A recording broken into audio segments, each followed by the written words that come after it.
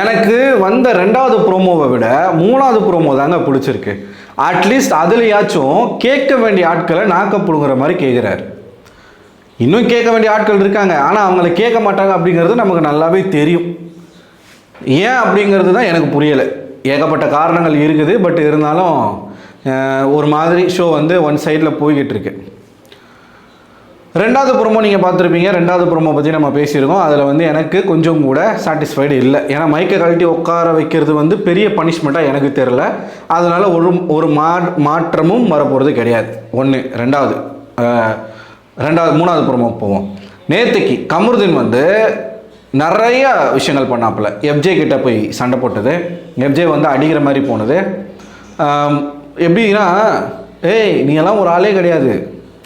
இப்போ கமருதீன் ஒரு குற்றச்சாட்டு சொல்கிறாங்க அப்படின்னா, இப்போ எஃப்ஜே வந்து சொல்கிறார் அப்படின்னா, நீ என்ன ஒழுங்கா பார்வதியும் சரி, பீடியும் சரி, இந்த மக்ருதீனும் சரி, அவங்கள ஒருத்தவங்க குறை சொல்லிட்டாங்கன்னா உடனே அப்படியே திருப்பி அதுக்கு பதில் சொல்லாமல் ஆப்போசிட் பர்சனை வந்து இழுத்து விடுறது. நீ மட்டும் என்ன ஒழுங்கா, நீ அதை பண்ணலையா, நீ இதை பண்ணலையா. நேற்று சொன்னால் பாருங்க, பிக் பாஸ் வந்து எங்களை மைக்கை மறைச்சி பேசாதீங்கலாம் சொல்லலை, மைக்கை சரியாக வச்சு பேசுங்கன்னு தான் சொல்லியிருக்காருன்ட்டு. ஏண்டா டேய், என்னடா இது? அன்னைக்கு அந்த என்னது ஜுவல்லரி டாஸ்க்கு உட்கார வச்சு எத்தனை வாட்டி உங்ககிட்ட சொல்கிறது மைக்கை மறைச்சி பேசாதீங்க அப்படின்ட்டு. இன்னும் எப்படி சொன்னால் நீங்கள் கேட்பீங்க? கேட்டது பிக் பாஸ் தான்டா. இன்னும் மறண்டியா கமருதீன்? இப்படி ஒரு முட்டை கொடுக்கறது, அதுக்கப்புறமா அங்கிட்டு போயிட்டு எஃப்ஜே வந்து அவனை அக்யூஸ் பண்ணுறது, நீ அதை பண்ணலையா, நீ இதை பண்ணலையா. பிக் பாஸ் எங்களை யூஸ் பண்ணிட்டாரு, எங்களை வச்சு எல்லாருக்கும் ஒரு மெசேஜை சொல்கிறதுக்கு எங்களை வந்து யூஸ் பண்ணிக்கிட்டாரு, அவ்வளவுதான். கடைசியில் பிக் பாஸே குறை சொல்லிட்டாங்க. நாங்கள் எந்த தப்பு பண்ணல, நாங்கள் வந்து சும்மா லைட்டாக தான் ஒரு சின்ன ஒரு மிஸ்டேக் தான் பண்ணோம், எங்களை வச்சு அவர் யூஸ் பண்ணிட்டாரு. இவ்வளோ பேச்சு பேசுகிறாங்கல்ல, யார் சார் இவங்களெல்லாம் தட்டி கேட்குறது அப்படின்னு ஒரு கேள்வி நமக்கு வரும்ல. அங்கே நமக்கு வர பதில் தான் விஜய் சேதுபதி. அவர் தான் கேட்கணும். மூணாவது ப்ரோமோ நேற்று நீங்கள் பார்த்தீங்கன்னா, திவ்யா கூட தேவையில்லாத ஒரு பிரச்சனையை பண்ணியிருப்பார் கமருதீன். அவங்க பாட்டு சிவனேன்னு இருக்காங்க. இப்போ கமருதீனுக்கும் திவ்யாவுக்கும் ஒரு பிரச்சனை வீட்டுக்குள்ளேயே வந்துச்சு. கட்டக்குரல் அப்படின்னு சொல்லி பாடி ஷேமிங் பண்ணார், வாய்ஸ் ஷேமிங் பண்ணார். அந்த ஒரு பிரச்சனை வரும்பொழுது திவ்யா கிளியராக சொல்லிட்டாங்க, உங்களுக்கு என் வாய்ஸ் பிடிக்கல அப்படின்னா நீங்கள் என்கிட்ட பேச தேவையில்லை, நானும் உங்கள் பேச தேவையில்லை, நீங்களே என் பேச்சுக்கு வராதிங்க, நானும் உங்கள் பேச்சுக்கு வர மாட்டேன் அப்படின்னு சொல்லிட்டு அவங்க போயிட்டாங்க. ஸோ நேற்று வந்து ஒர்ஸ்ட் பர்ஃபார்மராக ரம்யா தேர்வு செய்யப்பட்டு ரம்யாவை உட்கார வச்சிட்டாங்க, ஜெயிலுக்குள்ளே ஒத்தாலாக உட்கார வச்சிட்டாங்க. ஸோ அந்த ரம்யா கூட உட்காந்துட்டு இருக்கும்போது திவ்யா பின்னாடி உட்காந்துருக்காங்க. அப்போ கமருதீன் வந்து தேவையில்லாமல் திவ்யாவோட பேரை இழுத்து ஒரு பிரச்சனை இல்லை, பேர் இழுத்து பேசுகிறாப்புல. திவ்யா போய் கேட்குறாங்க, எதுக்காக என் பேர் இழுக்கிறீங்க? அதான் நானும் நீங்கள் இப்போ கமருதீன் பொறுத்த வரைக்கும் எப்படிப்பட்ட ஆளுனா, ஏதாச்சும் ஒரு பொண்ணு அவங்ககிட்ட பேச மாட்டேன் அப்படின்னு சொல்லிட்டாங்கன்னு வச்சுக்கோங்களேன், அவனால் பொறுமையாகவே இருக்க முடியாது. உடனே என்ன பண்ணுவான்? மோசமாக மாக்கிங் பண்ணுறது, மோசமாக அவங்கள புல்லி பண்ணுறது, மென்டலி அவங்கள டார்ச்சர் பண்ணுறது, இது எல்லாமே அவன் பண்ணுவான். சப்போஸ் அந்த பொண்ணு பேசிட்டாங்கன்னு வச்சுக்கோங்களேன், அவங்கள சீண்ட கூட மாட்டான், தொட கூட மாட்டான். ஒரு நெகட்டிவ் அவங்கள பற்றி வராது. இப்போ பார்வதி கூட எப்படி இருக்கானோ சேம் அதே தான். ஆனால் எந்த பொண்ணும் அவங்ககிட்ட பேசாமல் மட்டும் இருந்துடக்கூடாது, பேசாமல் இருந்துட்டால் அவங்கள போட்டு பயங்கரமாக ஹர்ட் பண்ணுவான். அப்படிப்பட்ட ஒரு பயங்கரமான ஒரு மனநோயாளி தான் கமருதீன். ஓகேவா? இந்த ஒரு பிஹேவியர் வந்து நேற்றுக்கு நம்ம கிளியராக பார்த்தோம். போடி வாடின்றது, வாயில் காக்கா ஆகி போயிடும்ன்றது, நிறைய விஷயங்கள் வந்து நேற்று பேசினாப்புல. அப்போது ஆடியன்ஸாக சில பேர் உட்காந்துருந்தாங்க. இந்த ரம்யா இருக்கா பாருங்கள், ரம்யா மாதிரி 1ஆம் நம்பர் எச்சையை நான் பார்த்ததில்ல. ஏன்னா இந்த ஜுவல்லரி டாஸ்கில் கமருதீனுக்கும் ரம்யாவுக்கும் ஒரு பிரச்சனை வரும் பொழுது அங்கே ரம்யாவுக்காக குரல் கொடுத்த ஒரே பெண் யாருன்னு கேட்டிங்கன்னா திவ்யா தான். அது எப்படி வந்து அவங்கள அந்த மாதிரி பேச முடியும்?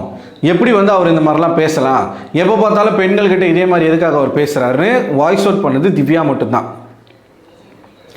ரம்யாவுக்காக பேசி கமருதீனுக்கும் திவ்யாவுக்கும் சண்டை வந்து இவன் கிழிச்சிருவேன் ஏதோ ஒன்று சொன்னான், பிச்சிருவேன்னு சொன்னான்னு நினைக்கிறேன்.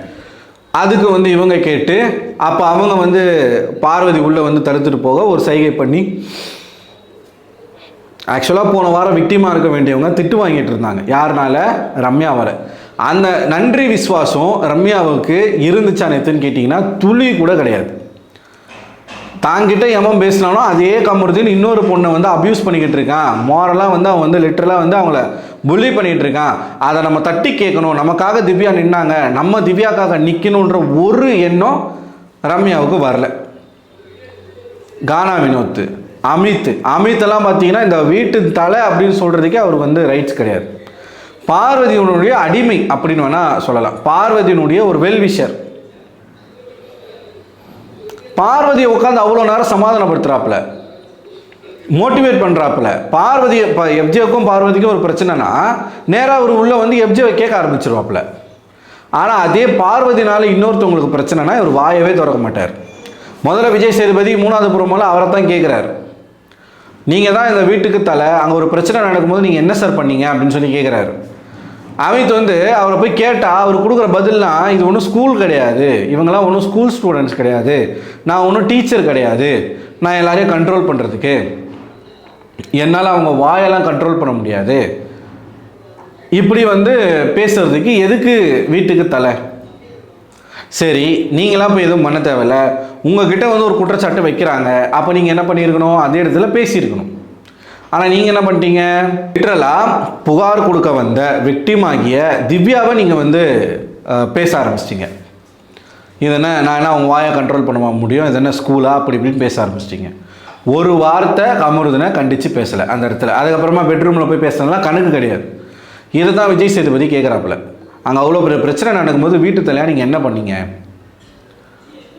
இவர் வந்து பேசிகிட்டே இருக்கார். அப்போ விஜய் சேதுபதி குறுக்கில் மறிக்கிறாரு, அவர் பாட்டு பேசிக்கிட்டே இருக்காரு. சேதுபதிக்கு தெரியும்ல அந்த மாதிரி எதனா ஆனால் அவருக்கு வந்து ஈகோ ஹர்ட் ஆகிடும். உடனே அந்த இடத்துல இந்த மாதிரிலாம் பேசக்கூடாது அப்படின்னு சொல்லிட்டு சொல்கிறாப்புல. அடுத்து தான் ரம்யாவை போட்டு கிளி ஏங்க எது வீட்டை விட்டு வெளில போகிறேன், என்னை ரொம்ப டார்ச்சர் பண்ணுறாங்க, அது பண்ணுறாங்கலாம் சொல்ல தெரியுதுல, உங்கள் கண்ணு முன்னாடி இன்னொரு பொண்ணுக்கு ஒரு பிரச்சனை நடக்கும்போது நீங்கள் என்ன பண்ணீங்க அப்படின்னு சொல்லி ரம்யாவை கேட்குறாரு. அப்படியே கையை கட்டின்னு நின்றுட்டுருக்கு. கேட்டிருக்கணுமா இல்லையா? இப்போ நமக்காக ஒருத்தவங்க வந்து பேசியிருக்காங்க, அதனால் அவங்க வீக்கெண்டில் திட்டே வாங்கியிருக்காங்க, நம்ம வந்து அவங்களுக்கு கொஞ்சம் நியாயமாக இருக்கணும்னு நம்ம நினைக்கிறோமா இல்லையா? அதுதானே அந்த மனித மாண்பு. ஸோ ரம்யா வந்து ஒரு சாடிஸ்ட், அது மட்டும் இல்லாமல் ஆப்பர்ச்சுனிட்டிஸ்ட். ஒரு வாய்ப்பு கிடைக்குதுன்னா என்ன வேணாலும் செய்வாங்க, அப்படிப்பட்ட ஒரு ஆள் பார்வதி. அடுத்து வந்து கானா வினோத்தை செஞ்சதில் தான் எனக்கு ஹைலைட்டு. நேற்றுக்கு மன்னிப்பு கேட்குறேன்னு சொல்லிட்டு வந்து 2 பேரும் உட்காந்து சிரிச்சுக்கிட்டு இருக்காங்க. கேட்டால் கானா வினோத் வந்து அவன் காமெடி பண்ணானாமா இல்லை சிரிப்பு வந்துருச்சாமா. இந்த வீட்டில் பெரிய மனுஷன் கானா வினோத், எக்ஸ்பீரியன்ஸ் ஜாஸ்தியாக இருக்குது. கேர்ள்ஸ் கிட்ட அந்த மாதிரி பேசக்கூடாது, நீங்கள் சொன்னீங்க, வார்த்தையை விடக்கூடாதுன்னு சொன்னீங்க, அதெல்லாம் நான் இல்லைன்னே சொல்லலை, எல்லாமே நீங்கள் பேசுனீங்க. ஆனால் ஸ்ட்ராங்கான ஒரு பாயிண்ட் நீங்கள் உங்கள் நண்பன் மேலே வைக்கலை. எந்த பெண்ணாக இருந்தாலும், ஈவன் பார்வதியாகவே இருந்தால் கூட அந்த வீட்டுக்குள்ளே ஒரு ஆணால் ஒரு பெண் கஷ்டப்படுறா அப்படின்னா முதல்ல அங்கே போய் நிற்க வேண்டியது மற்ற ஆண்கள் தான். ஆனால் இங்கே நீங்கள் என்ன பண்ணீங்க, உட்காந்து அவங்களோட சிரிச்சுக்கிட்டு இருக்கீங்க. இதுதான் அவங்களுக்கு வந்து பயங்கரமாக கோவமாகி திவ்யா அவர்கள் வந்து போயிட்டாங்க. அது எந்த அளவுக்கு ஹர்ட் பண்ணுங்க. இப்போ நீங்கள் அழும்போது யாராச்சும் உங்கள் பக்கத்தில் உட்காந்து சிரிச்சிட்டு இருந்தா உங்களுக்கு எப்படி இருக்கும்? நல்லா இருக்குமா? இது கடைசியாக பார்த்தீங்கன்னா சாண்ட்ரா, எப்பா இவ இருக்கா பாருங்க, சாண்ட்ரா ரம்யா தான் இந்த வாரம் எவிக்ட். ஓகேவா? அது வந்து நான் அடுத்த வீடியோவில் கிளியராக சொல்கிறேன். இவங்க 2 பேரும் பண்ணுறது வந்து இருக்குது பாருங்க, எப்பா முடியலை. அதுலேயும் சாண்ட்ரா கரெக்டான கேள்வி கேட்டாப்புல. இதுவே அந்த இடத்துல பிரஜன் இருந்துருது, பிரஜனுக்கு இந்த மாதிரி ஒரு பிரச்சனை வந்திருந்தா நீங்கள் சும்மா இருந்திருப்பீங்களா?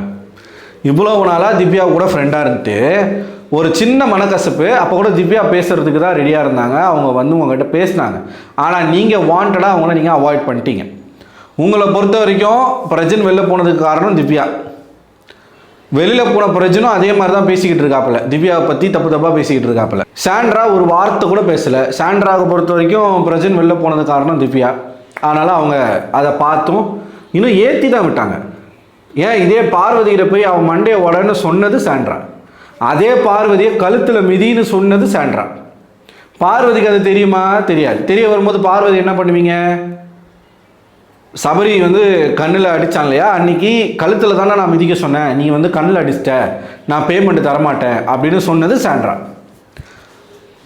பொறுத்த வரைக்கும் நேற்று வரைக்கும் ஒருத்தவங்க கெட்டவங்க, அவங்க இன்றைக்கி நல்லவங்களாகிட்டாங்க. நேற்று வரைக்கும் ஒருத்தவங்க நல்லவங்களாக இருந்தாங்க, அவங்க இன்றைக்கி கெட்டவங்களாக மாட்டாங்க.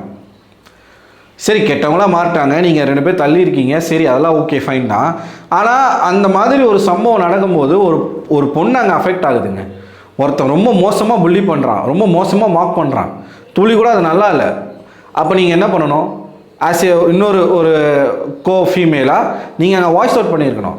எல்லாரும் போன பிறகு இவங்க உட்காந்து சொல்கிறாங்க, கமருதீன் வார்த்தையை விடுறான்ப்பா, அது மட்டும்தான் இதுவாக இருக்குது, வார்த்தையெல்லாம் விடக்கூடாது, வாடி பொடியெல்லாம் பேசக்கூடாது. ஏமா இது அந்த இடத்துல அவன் பேசும்போது சொல்லியிருக்கலாமே. அப்போ நீங்கள் அவ்வளோ உங்களுடைய நட்புக்கு ப்ரையாரிட்டி கொடுக்குறீங்கன்னா முதல்ல நீங்கள் தாங்க வாய்ஸ் அவுட் பண்ணணும். நீ என் ஃப்ரெண்டு, அட்லீஸ்ட் கானா வினோத் வந்து பேசினார். ஆனால் வினோத்துக்கு ஒரு நெக்கல் ஜாஸ்தி. திவ்யானும் போது திவ்யாவுக்கும் வினோத்துக்குமே ஆகிறது கிடையாது. அதனால் அவர் என்ன பண்ணுறாரு, அப்படியே ரொம்ப சாஃப்டாக தன்னை நல்லவனாக காட்டிக்கிறதுக்கு, நான் கேட்டேன் அப்படி காட்டிக்கிறதுக்கு அப்படியே மேம்போக்காக பேசிட்டு போகிறது. அதுதான் சேதுபதி கேட்குறாரு சாண்ட்ரா கிட்ட. இதுவே உங்களோட கணவர் பிரஜினா அவர்களாக இருந்திருந்தால் நீங்கள் சும்மா இருந்திருப்பீங்களா அப்படின்ட்டு. சேச்சி போச்சு, இந்த வாரத்தில் சேச்சி போச்சு. ஸோ போயிட்டு ஜோடியாக உட்காந்து ஃபீல் பண்ணிகிட்டு இருங்க, திவ்யா பற்றி கழுவிட்டே இருங்க, நடக்கிறது நடக்கட்டும். ஸோ இது 3வது ப்ரோமோவில் நடந்த விஷயங்கள் நல்லா இருந்துச்சு.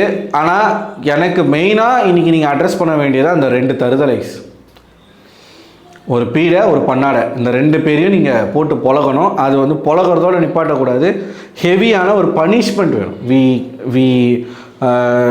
We are not expecting the roast, we expecting the punishment. அவங்களுக்கு என்ன தண்டனை கொடுக்க போகிறீங்க, அது மற்ற கண்டஸ்டன்ஸ்குள்ளே ஒரு பயத்தை ஏற்படுத்தும். இந்த சொசைட்டிக்குள்ளே இந்த மாதிரி தப்பு பண்ணிங்கன்னா இதுக்கான பனிஷ்மெண்ட் கிடைக்கும் அப்படின்றத நிரூபிக்கணும். இது தான் நம்ம எக்ஸ்பெக்ட் பண்ணுறது. பட் சேதுபதி என்ன பண்ணுறாருன்றதை பார்ப்போம். நீங்கள் என்ன நினைக்கிறீங்க மக்களே? உங்களோட கருத்துக்களை மறக்காமல் கமெண்ட் பாக்ஸில் கமெண்ட் பண்ணுங்கள். அடுத்த ஒரு வீடியோவில் உங்களை சந்திக்கிறேன். அதுவரை உங்களிடமிருந்து விடைபெறுவது நான் அரவிந்தன்.